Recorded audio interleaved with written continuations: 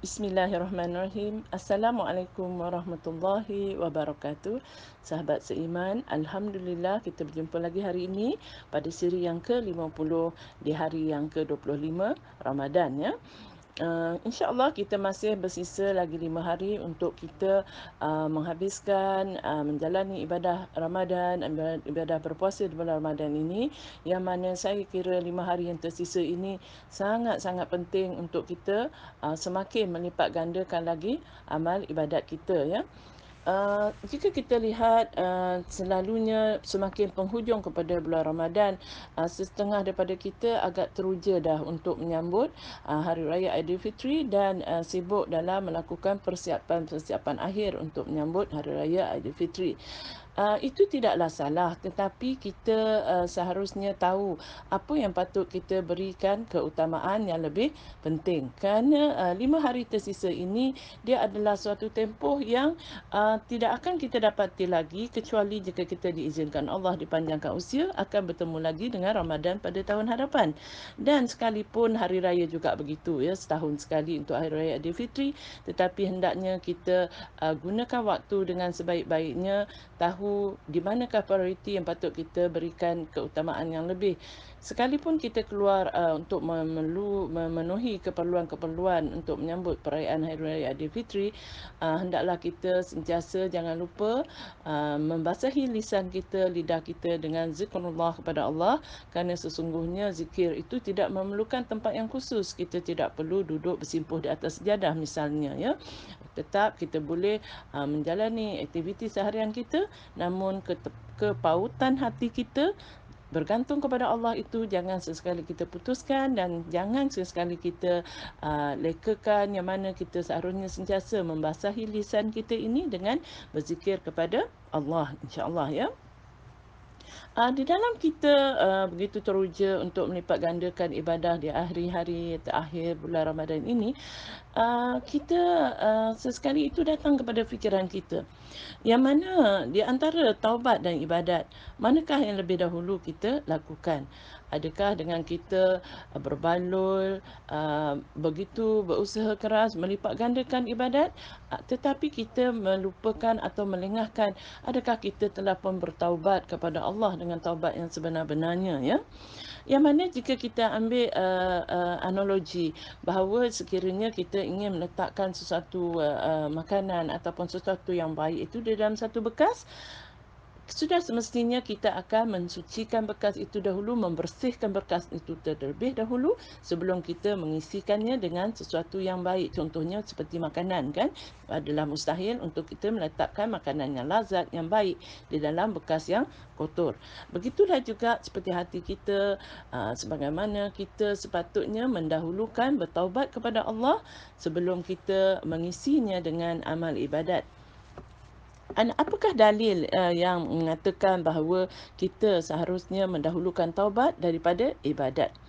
Dalilnya adalah daripada hadis yang mana semua orang sudah tahu saya rasa ya, tentang kisah seorang pemuda yang membunuh 99 orang dan akhirnya dia melengkapkan orang yang ke-100 apabila dia bertanya kepada seorang ahli ibadat yang mana bukan merupakan seorang ahli ilmu ya. Jika seseorang itu beribadat tanpa ilmu, maka dia juga akan menjawab permasalahan tanpa ilmu, dan akhirnya dia sendiri menjadi mangsa kepada jawapan dia yang jahil itu ya.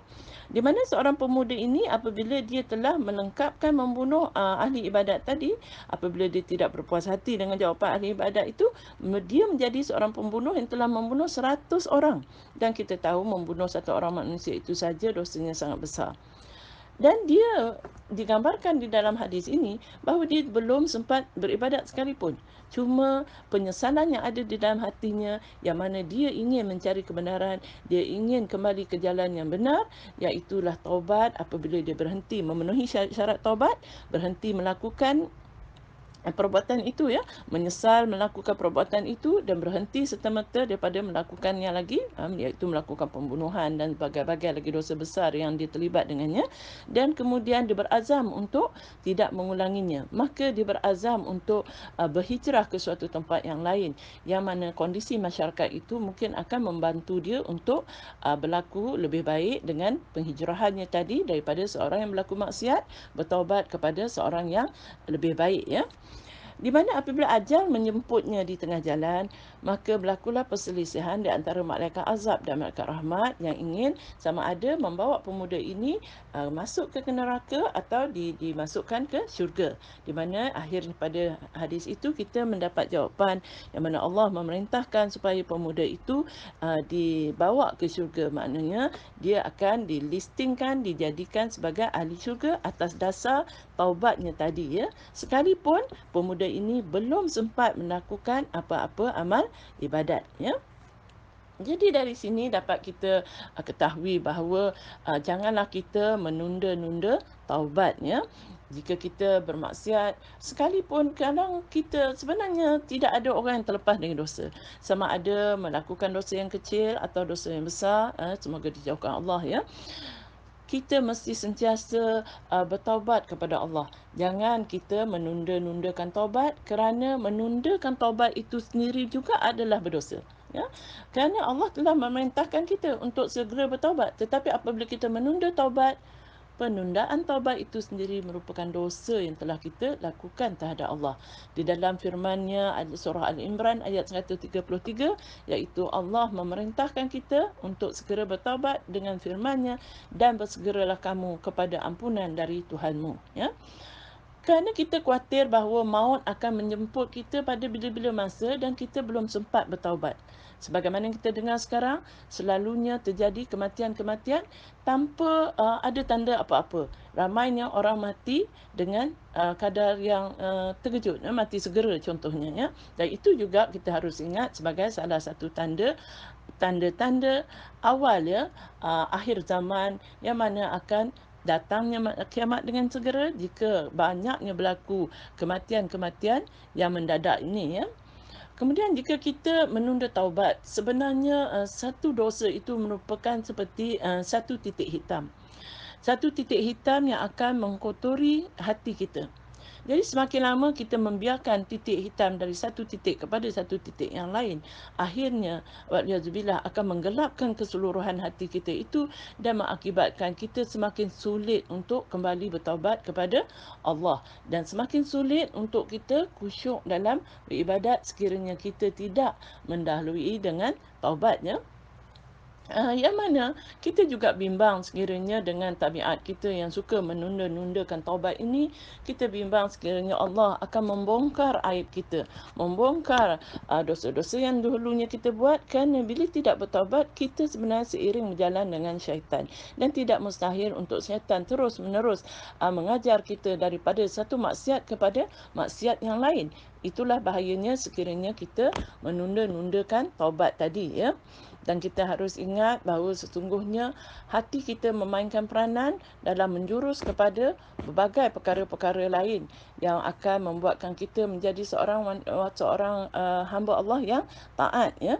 Seperti mana yang kita tahu bahawa hati merupakan pemicu kepada segala pergerakan-pergerakan anggota tubuh badan yang lain, sebagaimana yang pernah kita bincangkan dalam siri-siri yang lepas ya. Yang mana tingkah laku kita sama ada dari tutur kata ataupun perbuatan anggota badan adalah dimulai daripada cetusan nasihat hati kita itu ya. Yang mana musibah yang paling besar dalam hidup kita ini bukanlah kerana kita sakit ataupun kita miskin atau kita hina ataupun kita gagal dalam sesuatu usaha kita, tetapi apakah musibah yang paling besar adalah musibah yang menimpa hati kita. Hati yang gelap, hati yang hitam, hati yang melupakan Allah ya. Oleh itu, dengan kita melupakan Allah itu sebenarnya akan menghilangkan ketenangan hati itu. Apabila hilangnya ketenangan, maka segalanya dah tak berguna lagi, ya. Sekalipun kita ni kaya, kita banyak duit, dalam keadaan waktu ramainya orang-orang yang berkesempitan dan mengalami masalah keuangan dalam kondisi COVID-19 yang melanda kita pada hari ini, sekalipun kita kaya, kita banyak duit, tetapi sekiranya hati kita tidak tenang, itu tidak ada nilainya sebenarnya, ya. Ingatlah, dengan hanya mengingati Allah dengan sebanyak-banyaknya, bahawa hati akan tenang, dan itulah yang kita namakan kita memiliki kebahagiaan yang sebenar-benarnya, ya. Bahawa kita harus ingat bahawa dengan kita mengontrol hati, kita kena ada sifat mujahadah, iaitu sebagaimana yang kita kongsikan semalam, sifat mujahadah bersungguh-sungguh. Kita harus memaksa diri kita. Kita sebagai orang awam yang biasa ni, ya, kalau kita tak paksa diri, mungkin kita akan terus larut dalam kelalaian kita dan sebagainya. Harus kita paksa diri untuk beribadat. Moga-moga dengan itu akhirnya kita akan merasakan nikmat kemanisan daripada ibadat kita tersebut itu, dan akhirnya Allah akan menganugerahkan kita dengan istiqamah di atas sesuatu ibadat yang telah kita amalkan selama ini, yang kita usahakan, ya, untuk kita berterusan dalam beribadat itu, ya. Makanya kita haruslah meminta doa kepada Allah. Kerana yang memberi hidayah dan taufik kita untuk mengingati Allah itu adalah Allah sendiri. Kita harus memohon doa kepada Allah, banyakkan berdoa dengan doa yang telah dicontohkan oleh Rasulullah sallallahu alaihi wasallam, iaitu Allahumma inni ala zikrika wa syukrika wa husni ibadati. Ya Allah, tolonglah aku untuk segera mengingatimu, bersyukur kepadamu dan memperbagus ibadatku kepadamu. Ini adalah hadis riwayat daripada Abu Daud dan Imam Ahmad, ya. Ini adalah hadis yang sahih. Jika kita lihat kepada lafaz doa ini, iaitu yang pertama kita kata Allahumma inni ala zikrika wa syukrika wa husni ibadati, tergolong kepada tiga permintaan kita, iaitu pertamanya kita mohon kepada Allah, ya Allah, tolonglah aku agar aku selalu berzikir mengingatimu, ya. Yang mana seseorang itu tidak mungkin dapat mengingat Allah, tidak mungkin dapat selalu berzikir kepada Allah tanpa hidayah dan taufik izin daripada Allah. Berdoalah selalu, semoga kita akan diringankan, agar lidah kita, lisan kita ni ringan selalu untuk menyebut zikrullah, zikrullah, ya. Sebagaimana yang kita tahu, dalam hadis banyak menceritakan tentang zikir-zikir yang sangat ringkas, yang sangat mudah. Seperti mana dua kalimat yang ringan di lidah, yang ringan di lisan, tetapi amat akan memberatkan timbangan kita di pada mahsyar nanti, timbangan amal kita, ya. Iaitu subhanallahi wa bihamdi, subhanallahil azim. Saya kira anak-anak kecil juga mampu mengucapkannya, ya. Hanya saja kita sebagai ibu bapa hendaklah mencorakkan mereka, melazimi mereka untuk beramal dengan zikir-zikir yang mudah-mudah ini, ya. Begitu juga dalam hadis mengatakan bahawa sangatlah beruntung mereka yang akan mendapati di catatan amalnya nanti di akhirat nanti, bahawa banyaknya terkumpul istighfar di dalam buku catatan amal mereka, yang mana dengan istighfar ianya merupakan inti ibu kepada segala permasalahan kita. Melakukanlah banyak-banyaklah kita beristighfar kepada Allah, terutama dengan memperbanyakkan syahidul istighfar, ya. Ini juga telah kita bincangkan dalam siri-siri yang lepas. Juga tak kurang sangat penting adalah membasahi lidah dengan kalimat tauhid yang paling agung, iaitu dengan mengatakan la ilaha illallah, ya, mengagungkan, mensucikan, mentauhidkan bahawa tidak ada Allah yang patut kita sembah selain daripada, tidak ada Tuhan yang patut kita sembah selain daripada Allah, ya. Ini merupakan kalimah tauhid yang akan membuatkan hati kita berpegang, sentiasa bertali arus, kita berkeyakinan kepada Allah, bahawa Allah lah Rabb kita, dan kita jangan sekali-kali tergelincir dalam apa-apa juga yang boleh membawa kita kepada sama ada syirik kecil hatta syirik besar sekalipun, ya. Yang kedua adalah kita memohon kepada Allah agar kita sentiasa bersyukur kepada Allah, ya. Sebagaimana yang kita lihat sebagai kalimat daripada Saidina Abu Bakar, yang mana beliau kata dia sangat kagum dengan orang-orang mukmin ini, yang mana dia tetap berada dalam dua kondisi, sama ada mendapat kenikmatan ataupun apabila ditimpa bencana, orang-orang yang beriman ini tetap memperolehi pahala dari segi kedua-dua situasi. Apabila dalam keadaan dia mendapat nikmat daripada Allah, dia mengucapkan alhamdulillah, dia mendapat pahala atas pahala syukur di atas nikmat Allah, ya. Dan juga sekiranya dilanda dengan apa-apa musibah, seorang mukmin yang sejati akan tetap mengucapkan puji-pujian kepada Allah dengan mengucapkan alhamdulillah ala kulli hal, iaitu segala puji bagi Allah dalam segala keadaan, sekalipun keadaan itu keadaan yang tidak dia sukai, namun dia akan mendapat pahala atas pahala sabarnya itu, ya. Yang ketiga adalah permohonan kita sebagai supaya Allah memberi kita kelapangan untuk memperbaguskan ibadah kita kepada Allah. Ini juga memerlukan usaha daripada kita, ya. Setelah kita memanjatkan doa kepada Allah, kita harus berusaha dengan memperbanyakkan ilmu kita. Kerana sesungguhnya tidaklah kita dapat mendekati Allah tanpa ilmu yang hak.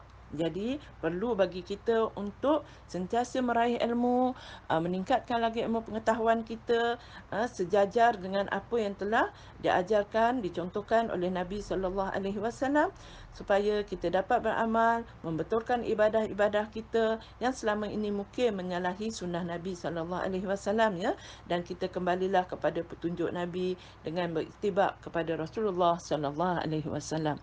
Saya kira cukup untuk hari ini, untuk kita menambah baikkan lagi amal ibadat kita dalam usaha kita melipat gandakannya pada hari-hari terakhir Ramadan ini, insya-Allah. Subhanakallahumma wa bihamdika asyhadu an la ilaha illa anta astaghfiruka wa atubu ilaik.